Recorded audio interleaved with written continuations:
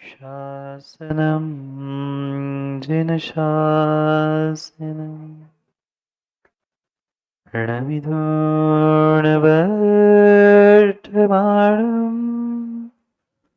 परमपाणं जिणन्ति सुतेन वोच्छामिरणसारं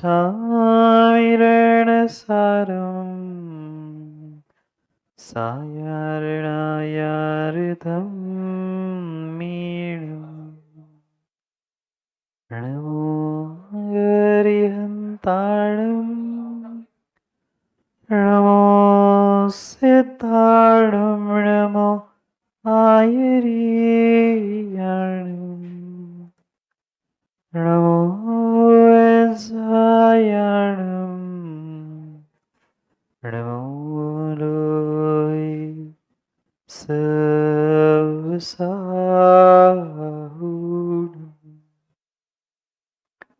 अनंत अनंत परम सिद्ध भगवान की 1008 श्री महावीर भगवान की परम पूज्य आचार्य भगवान कुंद कुंद स्वामी की परम पूज्य आचार्य भगवान गुरुवर विशुद्ध सागर जी महाराज की सनातन जैन धर्म की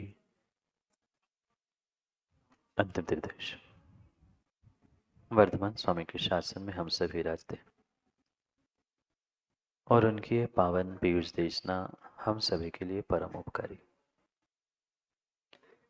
अनादिकाल से हमारी इस आत्मा में जो जन्म जरा और मृत्यु रूपी रोग लगे, उन रोगों का उपशमन करने वाली कोई परम औषधि है तो वह एकमात्र यह जिनवाणी। भव्य आत्माओं, आचार्य भगवान कुंद कुंद स्वामी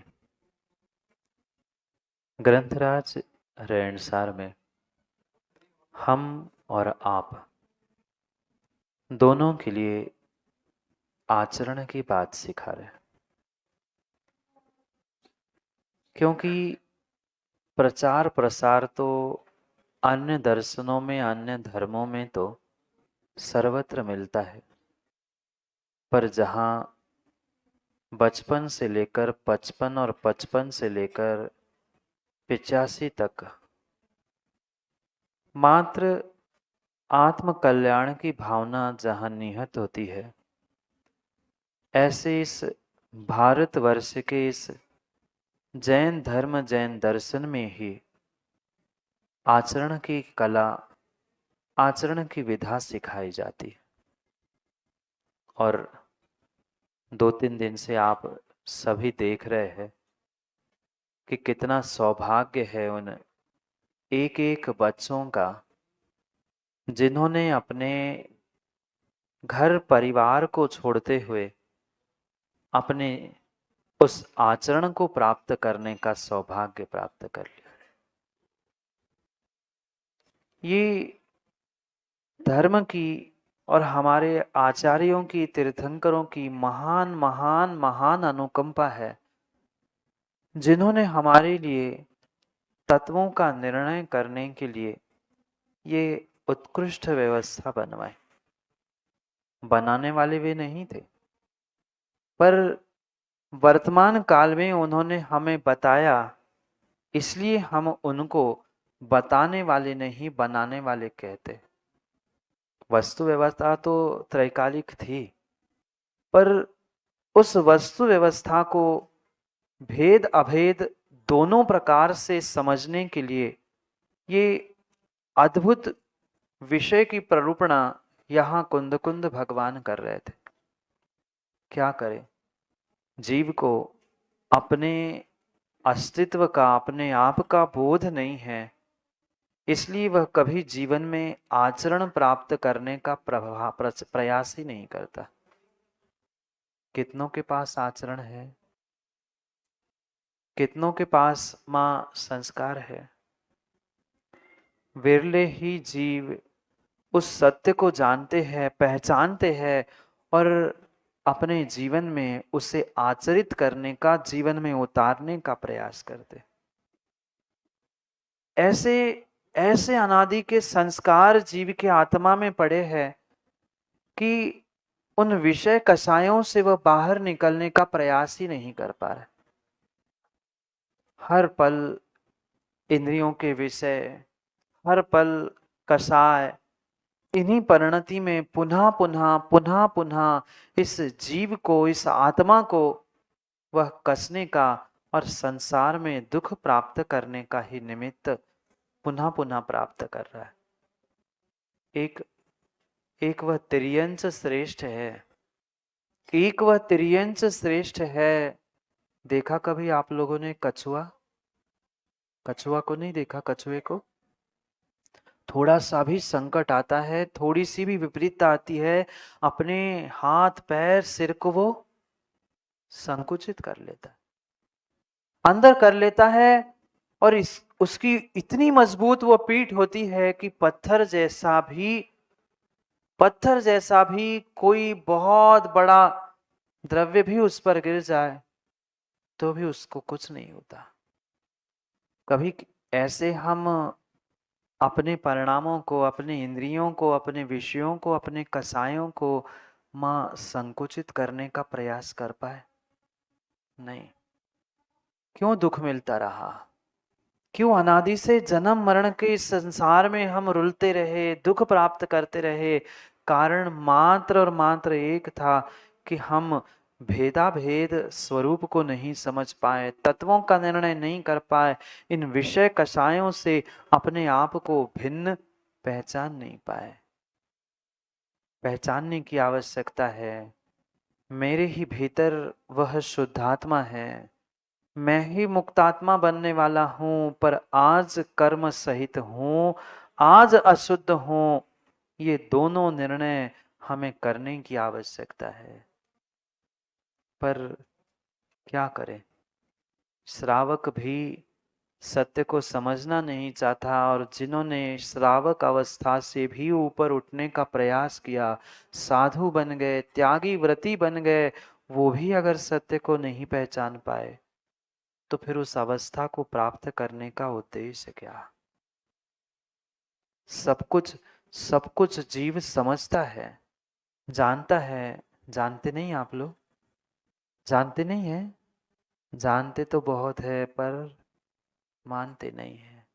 मानते नहीं है, मानते नहीं है। समस्या समस्या गोधा जी यही है कि व्यक्ति अपने आदतों से इतना लाचार हो चुका है, उन आदतों को सुधारना नहीं चाहता, नहीं चाहता।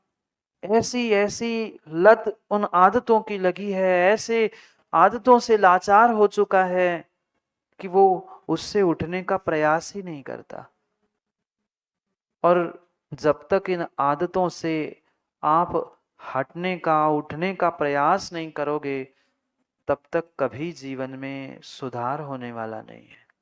कभी जीवन में सुधार होने वाला नहीं। जो निर्णय करता है, चाहे वह बालक हो, देखना गोधा जी जाकर और एक एक बच्चों को देख लेना, और एक एक बच्चों को, वह बाकी के तो इंटरव्यू लेते ना, इन बच्चों के इंटरव्यू ले लेना। आज समझ में आएगा कितना आनंद और कितना वो जीवन के लिए आज प्राप्त कर रहे हैं। घर में जो माता पिता है मिलने जाते, क्यों? बहुत सारी माताएं बैठी है, पूछने के लिए जाते तो बेटा वो बालिका कहती अभी टाइम नहीं है, अभी क्लास का समय, हम शाम को मिलते।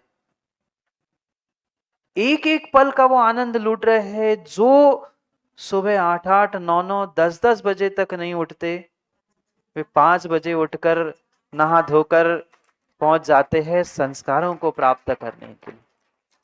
4, 4:30, 5 बजे, जिन्होंने सपनों में भी कभी माता पिताओं ने नहीं सोचा होगा कि बच्चे उठते हैं, माँ ही नहीं उठती, माँ कह रही है।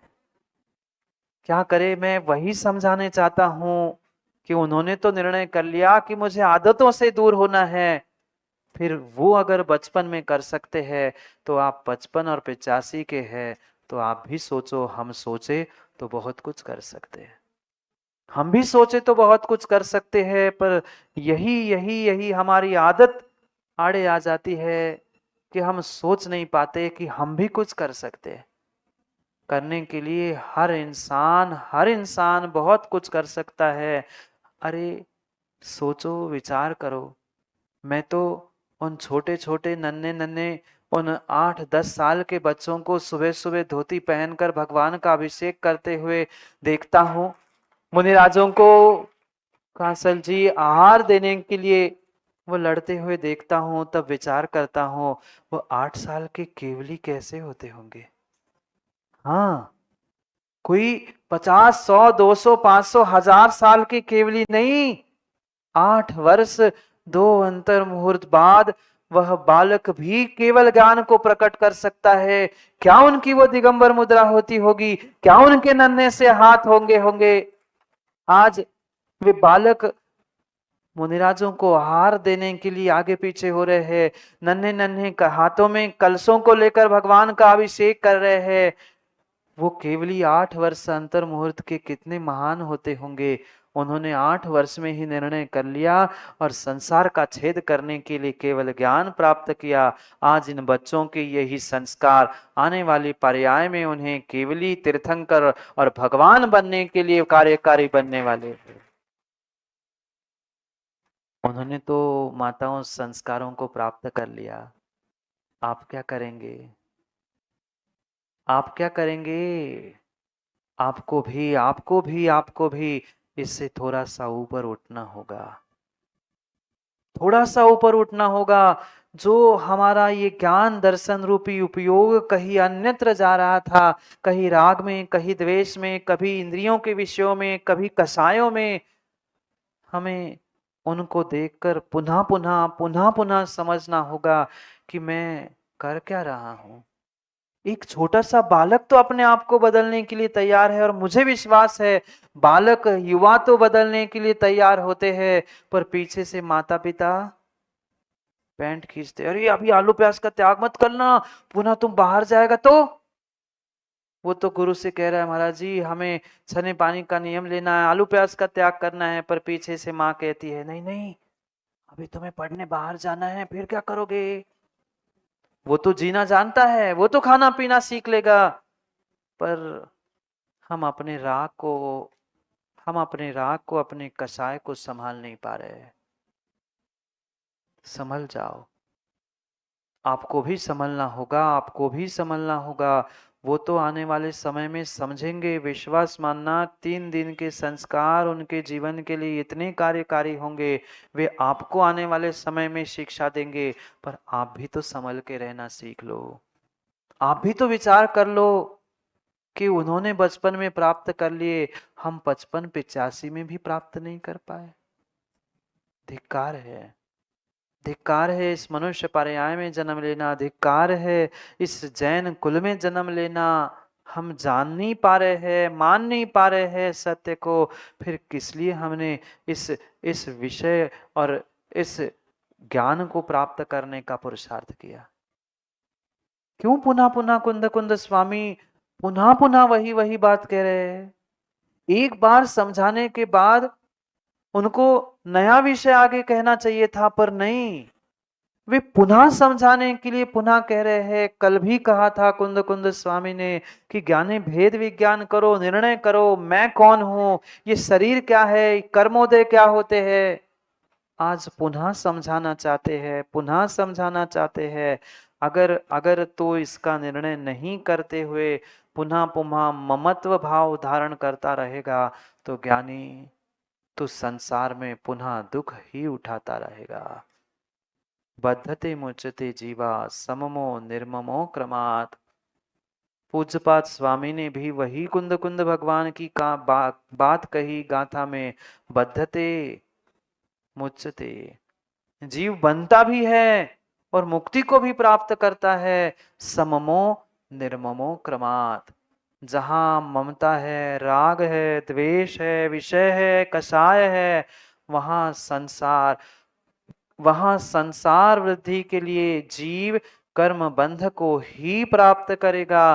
और जहां निर्ममत्व भाव को राग द्वेष से विषय कषायों से दूर होने का प्रयास भी करेगा, तो भी वह नियम से मुक्ति की ओर बढ़ेगा। कौन बांध रहा है संसार में? कौन दुख दे रहा है आपको? कोई सगा, कोई संबंधी, कोई मित्र, कोई शत्रु? ना, नहीं। ये आपको सुख दुख देने के लिए मात्र निमित्त हो सकते हैं, पर संसार में सुख दुख देने के लिए आपकी ही करतूत काम में आ रही थी। जो जो आज तक किया था वह कर्म बंध के रूप में प्राप्त किया, और जहां बंध है वहां उसका उदय आना निश्चित है। उदय आना निश्चित है। उदय आता है, माँ दुख उदय में आता है, असाता वेदनी आता है, कष्ट आते हैं, तो गंगा जमुना नहीं बहती? तुरंत बहती है। समय ही नहीं लगता। आसमान से पानी टपकने में फिर भी समय लगता है, बादल आने पड़ते हैं, काले होने पड़ते हैं, पर यहां तो शुरू हो जाता है। कुछ क्षण में, कुछ मिनटों में ही शुरू होता है। हम क्यों नहीं समझते हैं? ये कर्म है, ये कर्मोदय है। इस कर्मोदय को, कर्मों को दोष देने से काम होने वाला नहीं है। दोषी दोषी मैं था, गलती मैंने की थी। अब मुझे इन कर्मों को भोगना होगा। आज भी नहीं संभल पाऊंगा, आज भी इस राग रूपी आग से अपने आप को बचा नहीं पाऊंगा, तो पुनः पुनः संसार में, पुनः पुनः दुखदायी योनियों में रोना पड़ेगा, बिलखना पड़ेगा। कभी तो इन विषय कषायों से दूर होने का विचार करो। आप लोगों को नहीं लगता कि बहुत पाप हो गया सीमेंट, हम कभी सुधर जाए? नहीं लगता? कभी कभी तो विचार करो।